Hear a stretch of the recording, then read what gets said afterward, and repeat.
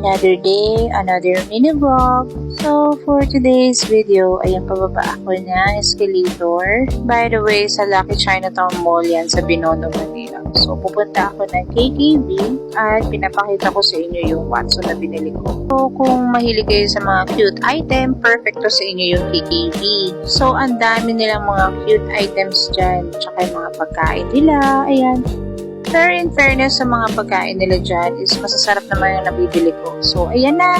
So, umalis na ako dyan at pumunta kami ng Starbucks ni Habi. So, patiently waiting talaga siya sa kanyang order. Ayan. So, si Habi mahilig lang talaga siya sa brewed coffee. So, ayan na nga. HHWW na naman kami.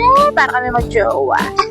Lagi naman kami magkasama yan. So, kunwari, happy-happy kami dyan. Ayan, so naglalakad na kami, papunta doon kami sa kotse. Kasi, pauwi na kami yan, time na yan. By the way, Starbucks, Santa Mesa pala yan. So, nag-away kami dyan. Kasi may pinuntahan kami. So, ayan na, nakasakay na kami. Bihira naman kami mag-Starbucks. So, ayan, in order ko is yung matcha. Sobrang sarap. Yun lang, bye!